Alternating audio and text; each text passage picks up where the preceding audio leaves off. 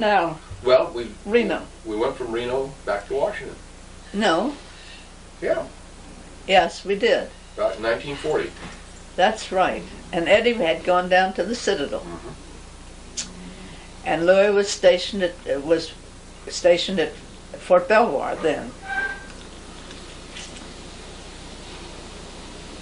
And what?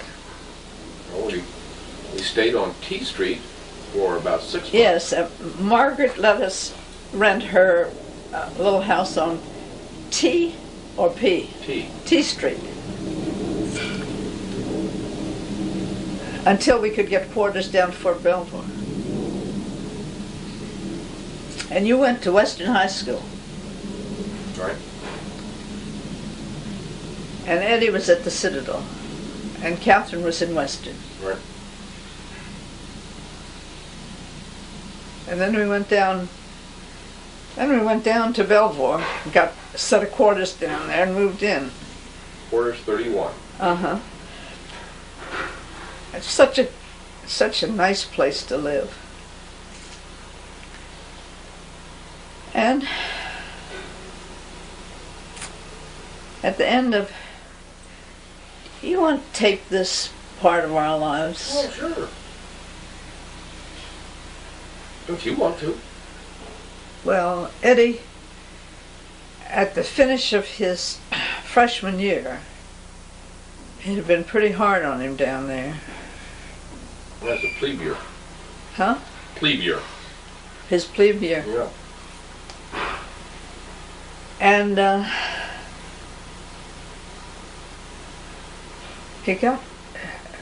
before we got down there, at the Easter holidays, he had come up to Margaret and Ben's for his holiday in his uniform, and he was so proud of his uniform, and they got him a date with one of their cousins on their side of the family, and he dated, and he had invitations to all the debutante parties because they were dying to get extra boys, extra men, college boys. So he and Ben and Bill were on the debutante list to get invitations, and he went to all these lovely parties in Washington for the Debs. And then he dated this young cousin of Ben's. And when he went back to the Citadel, he developed the measles because this girl had the measles and he didn't know it. So he told me that nobody dared report that they were sick because if they put him in the hospital, they died. So he wasn't about to tell them that he was sick. And so he would go back to his room, and they didn't allow their beds to be down, so there was nothing to lie on except the table, so he would just lie down on the table, and he was in a process of having measles, and he was very ill. And after that, he didn't get over it. There was something wrong, and he knew it was something wrong. And when we went down to pick him up, I don't know whether I ought to talk about Well, that. I don't know any of this. Huh? I don't know any of this. I'd like Well, to know. they had the big prom down there, and he wanted Catherine to come down, and his roommate was going to give Catherine, take her to the prom. And my mother made her the loveliest dress, long evening dress.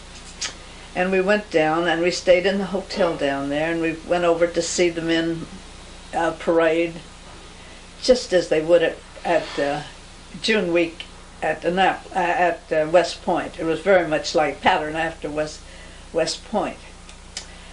And Eddie was in the tallest of the companies. Am I right in saying that? Because he was 6'2". And I'm so glad I could see him. He was really beautiful. And so he was going to ride home with us with his roommate and Catherine. So, I don't know, somehow or other, all of his belongings, they had to put them in duffel bags out there on corners, and then they were picked up. Well, somehow or other, we got halfway home, or I thought it was halfway home, and he found out we didn't have his bag. We had to turn around and go back, or I think we telephoned. Somebody went out and found it sitting on the sidewalk. Hadn't been claimed, and they took it in, and then they mailed it to us. That was it. And so we got home, and he was running a temperature, and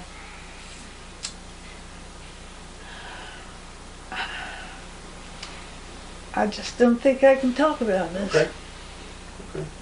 Because you know the rest. Mm-hmm. Because I can't talk about it. Yeah. Yeah. Well, you know, we were living out Fort Belvoir then. We were at Belvoir. Yeah. Mm-hmm. And as I recall, Pop was a battalion commander, had a training battalion, Uh-huh.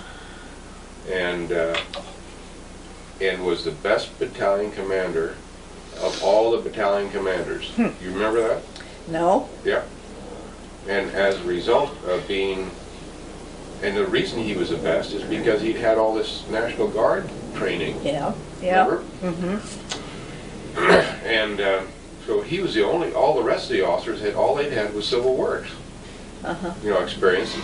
And they were really not They up. put him in the training of people to the troops because he was so good. Well, and then because he was branched, so good, progressed into to the point where he had all of the training. yeah, he became the training officer, Yeah. the operations officer for the whole training And at center. the time that they sent him to Reno as the National Guard instructor, he thought that was the dregs. The end of that the they world. were giving him, and they were. Mhm. They gave him the worst job that they could think of. And But was the best. it turned out to be the best that he could have had. Mhm. So. And so then they made him the exec, Uh-huh. or the training officer for the whole training center out of Fort Belvoir. That's right. And we stayed there until. And his men loved him. They really did love him, because he knew how to handle men. He knew how not. He was a leader. He really was a leader. And so are you. Well, So are you. do you remember when we moved out to Chevy Chase, and then he went over to overseas? Yeah.